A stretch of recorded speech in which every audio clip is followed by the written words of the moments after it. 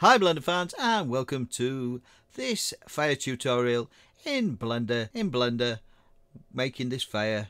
And with a bit of luck, by the end of this tutorial you will have learned how to actually add things like fire into your renders. And what you can use this for is candles and of course torches, fire, woo! Anyway, so join me in Blender on this quick tutorial.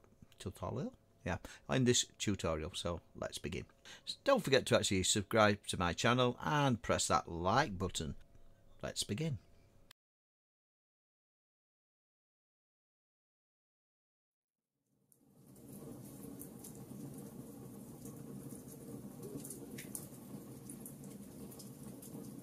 So we don't need the cube for this tutorial, so I'm just going to add in a mesh, and the mesh is going to be a plane, and this is what our fire is going to be actually on.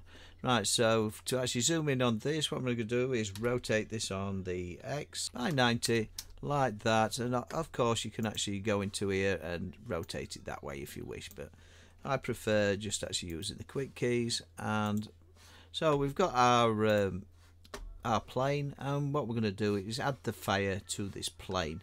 So I'm pressing the N key. I'm just going to actually alter my view of my camera just to actually alter it just so we can actually see it. I did that by just going on that, so that's what we're going to do. And what we're going to do is actually make sure that we're actually in Eevee.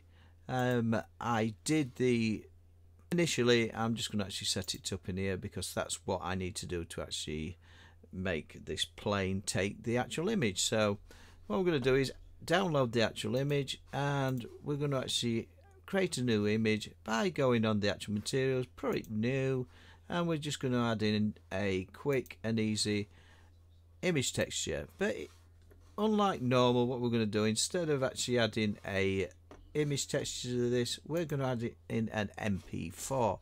Right, the MP4 I've actually saved in my long burner here, and I've just got to find it, so I'm just going to quickly find it. I think it's called fire, but I'm just going to find it. Images, and we've got the actual fire image there. So we've got our fire image, and as you can see, it does nothing when we actually hit play. So I'll just take that back to the beginning. Right, this image is 79 frames long, and as you can see, it's already been attached to our plane, so that's all well and good, and all we've got to do now is actually quickly animate it. So what we're going to do, this is quite easy. Right, I know this is actually 79 frames long. I mean, you can actually do this to how many frames long it is. So if I set it to say 90 frames, as you can see, the actual fire will stop at 79. So I'll just show you that, and we're going to start at frame 1. We're going to have it cyclic, and we're going to actually hit the auto button there, which is auto refresh. So press the actual space bar. As you can see, it's coming up to 68, 79, 80, and because I've done it cyclic, what it does, it actually just keeps on going through this image like that. If I didn't put it cyclic, then this would actually stop when it got to past 79, and I'll just show you that. So there it goes, it stops. So take it back to the frame. This will just tell you how long the actual animation is.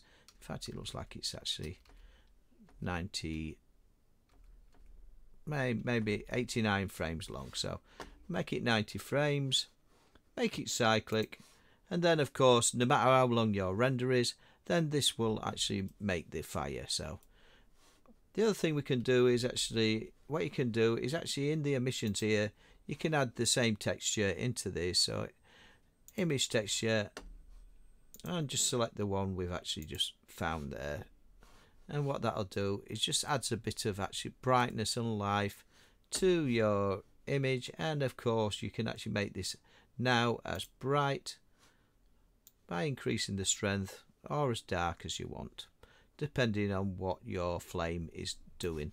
So that's it, that's the actual tutorial, all done and dusted, and you can actually add that into any image you create in Blender in any renders you want. So really good for candles, because you just actually shrink this down to actually whatever size you want, or scale it right up. And of course you can just Shift and D duplicate it, and as you can see, that Shift and D, so we've got 3 images there, and feel free to rotate it, and there you have it. That's it. And of course then you actually render it in the normal way. This is also very good for actually making television screens as well, so don't forget, if you found this tutorial useful, please click the like button and don't forget subscribe. And thank you for joining me on Blender TC. Bye for now.